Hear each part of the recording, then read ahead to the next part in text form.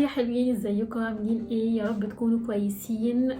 النهارده زي ما انتوا شفتوا في العنوان هنعمل ميك اب كامل بارخص براند مصري موجود في السوق اللي هو تشاو. تشاو ده يا جماعه من زمان جدا، يعني براند قديم جدا، بس هو مش مشهور ومش تقريبا مش قادر يطور نفسه، فعشان كده هو مش متوفر حتى في كل حتة. انا اضطريت اجيبه من على امازون، ودي كانت النتيجة. شايفين يا جماعة المنظر؟ جاي حاطين الحاجات في كرتونة كبيرة، وطبعا مع الحركة الروج اتفتح. بصوا المنظر، وعمل طلع بره على كل حاجة. شايفين اهو؟ شايفين المنظر عامل ازاي؟ بصوا الروج على الورقة ازاي. يعني بصراحة مش عارفة، يعني الشركات دي المفروض انها ليها اسم وشركة كبيرة زي امازون، يعني دي مش طريقة باكجينج ابدا، يعني طريقة الباكجينج فعلا سيئة جدا لحاجات المكياج. زي ما انتوا شفتوا كده، صورت لكم الحاجة جاية متبهدلة مفتوحة اساسا، مش متبرشمة بسوليتيب او اي حاجة. الروجات تقريبا مش كاملة، مكسورة ومبهدلة بقى كل بقية الحاجات اللي موجودة. فبصراحة كانت حاجة سيئة، تجربة سيئة جدا يعني مع امازون. ده المكان اللي انا اضطريت اجيب منه المرة دي. بس قبل ما نبدأ نحط الميك اب وقبل ما نبدأ الفيديو، يا ريت يا حلوين اللي لسه مش عاملة سبسكرايب في القناة تعمل سبسكرايب وتدوس على الجرس وتختار اول علشان يوصل لك كل فيديو جديد. وما تنسوش يا جماعة تعملوا شير للفيديوز مع اصحابكم. ويلا بينا نبدأ الفيديو. اول حاجة زي ما احنا متعودين مع بعض هعمل ترطيب لبشرتي، وده انا بستخدم ببانتين زي ما قلت لكم قبل كده. كريم خفيف قوي على البشرة وطبي ملوش ريحة، فبحب استخدمه. بيرطب لي بشرتي بطريقة حلوة، يعني خفيفة. انا بشرتي زي ما قلت لكم قبل كده هي مختلطة الجافة في الشتاء، يعني بتقلب كده، بيبقى فيها مناطق جافة كتير في فصل الشتاء.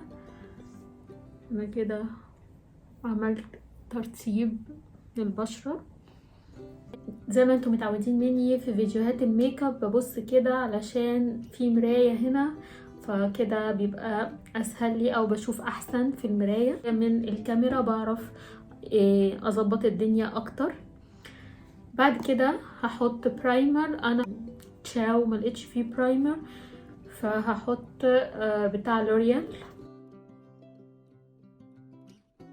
بصوا يا جماعة، يعني اهم حاجة تظبيط البشرة قبل الميك اب. اهم حاجة ان انتي ترطبي البشرة كويس جدا وتجهزيها كويس قبل ما تحطي الميك اب، عشان الفاونديشن ما يبقالوش حجة عندنا. يعني بصوا انا بحاول اعمل كل الخطوات المظبوطة علشان مظلمش بعد كده الفاونديشن ان هو يعمل قشرة او يعمل اي حاجة على البشرة. يبقى احنا كده ايه، عملنا اللي علينا. هنبتدي اول برودكت اللي هو فاونديشن بتاعت شاو. ملقتش درجات الحقيقة، لقيت دي الدرجة الوحيدة المتوفرة على امازون. اسمها ناتشرال لوك، وحاسة انها فاتحة، ف نجرب ونشوف هيعمل ايه معانا.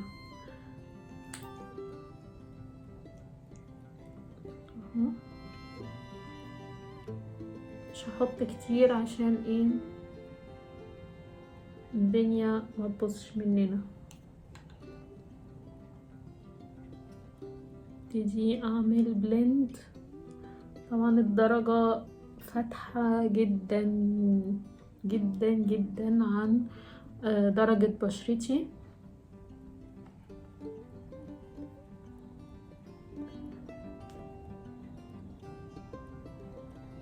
عشان كده انا بحاول ان انا ما ازودش، يعني بحاول ان انا احط خفيف، طبقة خفيفة خالص علشان ما يبقاش كيكي ويبقى شكلي مصطنع قوي، يعني شكلي غريب. بصوا يعني محتاجين نقطة كمان عشان ايه، نقطة كده بسيطة هنا وهنا مثلا وهنا. دي الحاجة دي مش جاي عليها، المناطق اللي مش جاي عليها فاونديشن بحاول ان انا ايه ازود فيها شوية. ابتدى يغير او يعمل ابيض زيادة، ده اللي انا خايفة منه.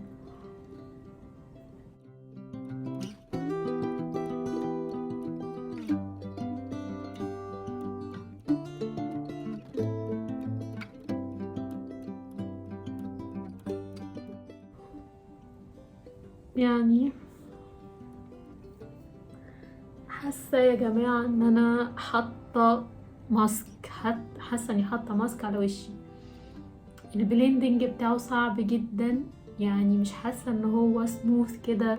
يعني بصوا رغم ان انا عملت ترطيب حاسه برضه ان هو عامل قشره، فمش عاجبني خالص بصراحه، يعني مش عاجبني خالص. لا يعني مش عاجبني. قولولي انتوا ايه رأيكم. هحاول اعمل لكم زوم على بشرتي، بس انا الفاونديشن مش عاجبني بصراحة، مش مدموج حلو وعامل برضو قشرة. مش عارفة هل انا مش مرطبة كويس، يعني اديله فرصة تانية ولا ايه. بس هو الدرجة دي طبعا فاتحة جدا جدا يا جماعة، يعني عايزة يكون حد ابيض يعني بشرته بيضة خالص.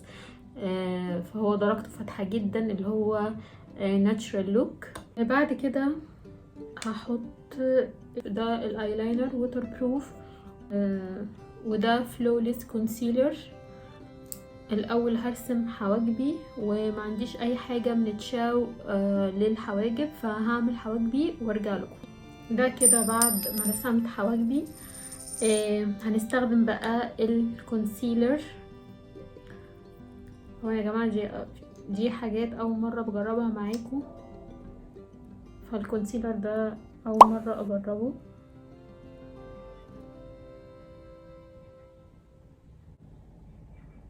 زي ما يكون خلصان يا جماعة، مش عارفة في ايه، الابليكيتور بيسحب كمية قليلة قوي، حاسة كأنه خلصان.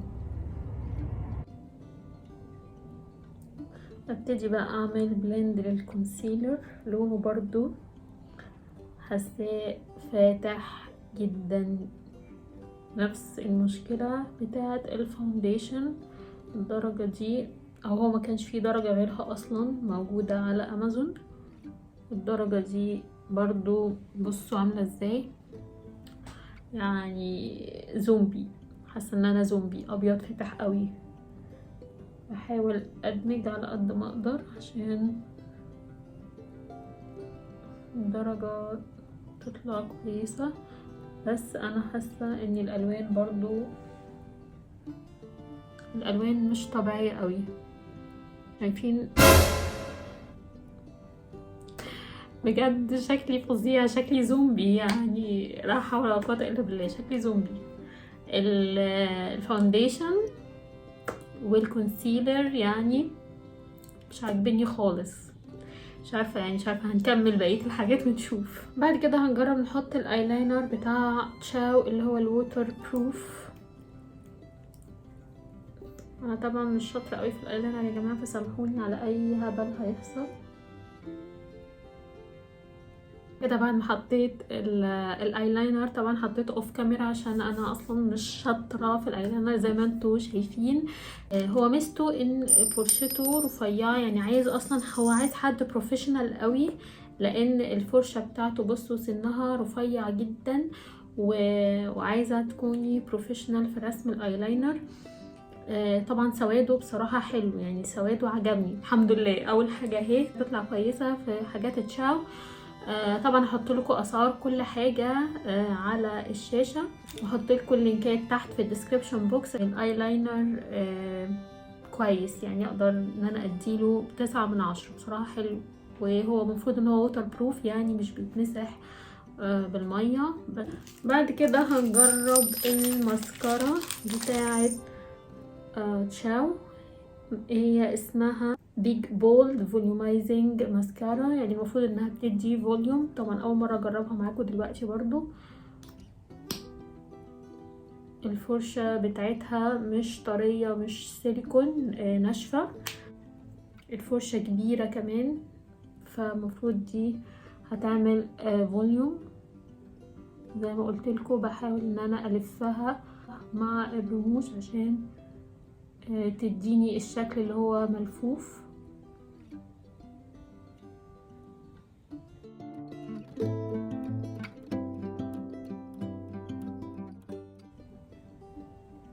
مش عارفه يا جماعه مش عارفه اقول لكم ايه، بس يعني هحاول احط لكم عين وعين عشان تشوفوا الفرق.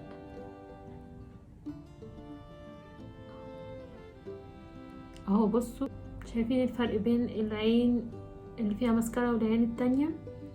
هي مش مديه اي فوليوم اصلا للرموش، مفيهاش فوليوم، بس مديه طول للرموش. يعني اهو تحس انها ليها طول، بس يعني هي مطوله الرموش طبعا، مديها لون غامق سنه بسيطه، لكن مش حاسه ان هي مديه اي فوليوم للرموش خالص. ممكن تستخدميها بنات الجامعه، هتبقى حلوه قوي في النهار. حاجه مش اوفر، يعني مش مديه اللوك اللي هو الاوفر قوي، فهي بسيطه وفي نفس الوقت بتدي الافكت ان هي بتفرد الرمش. فهي كويسه طبعا لسعرها. انا مش فاكره السعر يعني، بس هي عامه اسعار تشاو يعني اسعاره معقوله جدا جدا، وحاسه ان هو ميك اب مناسب جدا للبنات الجامعه. حاجه مش غاليه وفي نفس الوقت كويسه. فالماسكارا يعني نقدر ان احنا نديها 6/10، لكن بالنسبه للجامعه والاستخدام النهار نقدر نديها 10/10. المنتج اللي بعد كده البلاشر. بصوا حجمه قد ايه يا جماعه البلاشر بتاع تشاو، يعني ميني بلاشر. في الدرجه دي ودرجه بينك، دي الدرجه دي على اورنج شويه، كورال اورنج. فانا فضلت ان انا اجيب الدرجه دي. نشوف البيجمنتيشن بتاعتها مع بعض. اوه لا، البيجمنتيشن قويه جدا. بصوا يا جماعه، يعني واضحة جدا، من حاجة بسيطة بتدي لون وإفكت قوي جدا. فيعتبر يعني البلاشر حلو، البلاشر كده يعتبر حلو جدا ان هو مدي البيجمنتيشن دي. فعجبني، لا عجبني يا جماعة، البلاشر برضو عجبني كده. نقدر نديله 9/10 برضو، حلو جدا. بصوا حجمه قد ايه، بس اعتقد ان هو هيقعد كتير جدا، لان زي ما وريتكم كده لمسة بسيطة بيدي لون قوي جدا. فكويس احنا كده في حاجات كويسة. روجات دي جبت نوعين من تشاو، اللي هو النوع الاولاني اسمه لبسة، والتاني اسمه مات سنسيشن. ده لبسة ومات سنسيشن. زي ما قلت لكم الروجات جايه متكسره، شايفين منظرها يا جماعه عامل ازاي؟ متكسره اصلا ومتبهدله. بصوا يعني ده ما اعتقدش ان هو ده كل صباع الروج ده. بصوا فاضي قد ايه من جوه، ما اعتقدش ان كل ده فاضي، يعني هو اكيد متكسر. بصوا منظر ده كمان، يعني ده انا مسحته شويه. الروجات انا استخدمتها عشان اعرف ان هي هتقعد قد ايه، اللاستنج بتاعها قد ايه. خلينا نشوف اول واحد. ده الدرجه بتاعته، بصوا يعني الدرجه بتاعته فاتحه قوي. خلينا نجربها كده. بصوا زي النود كده الفاتح اهو. الناس اللي بتحب النود الفاتح قوي ده هيبقى حلو، وطبعا هو هيليق مع البشرة الفاتحة البيضة عشان هيبان اكتر. شايفين الدرجة فاتحة جدا، ليه طعم كده يا جماعة، طعم مش عارفة يعني، ليه ريحة كده وطعمه مميزين يعني، طعم الميك اب مش عارفة اوصفه لكم، بس هو ليه كده، هو حلو يعني، مش حاجة وحشة يعني، مش ريحة وحشة، بس ليه طعمه مميز. بعد كده هستخدم التاني اللي هو ليب ساتان، ده انا استخدمته الحقيقة واللاستنج بتاعه حلو جدا جدا، الدرجة بتاعته حلوة اوي، انا بحب الدرجة دي جدا، اللي هي يعني زي علم بيتي بس فاتح شوية، حلو قوي، مناسبة قوي لفصل الشتاء. حبيت الروج بتاعه، طبعا الاسعار تحفة جدا، مش فاكرة كان ب40 او حاجة، و40 روج اصلا في البراندات التانية بالاسعار دي. بجد الروج بتاعه حلو قوي، اللون ده انا حبيته قوي، وفعلا اللاستنج بتاعه حلو، اللي هو ممكن تاكلي وتشربي ويقعد معاكي يعني انا قعد معايا مثلا كذا ساعة، 5-7 ساعات بس كده حلوين. ده الريفيو بتاع تشاو، فانا ارشح لكم بقوة الماسكارا بتاعت تشاو للبنات الجامعة او لخروجات النهار. الايلاينر حلو وسواده مظبوط، بس للناس البروفيشنال في استخدام الفرشة بتاعت الايلاينر. الروجات بتاعته حلوة يعني وبتقعد فترة طويلة. طبعا الاسعار زي ما انتوا شفتوا خيالية.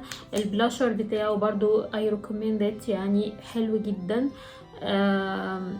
الحاجات فعلا حلوة واسعارها حلوة جدا، لكن بلاش الفاونديشن وبلاش الكونسيلر، معجبونيش خالص خالص. بس كده، ولو عجبكم الفيديو يا ريت يا جماعه ما تنسوش اللايك والشير، واشوفكم في فيديو جديد. باي باي. Closed doors, I'm a fool for your love.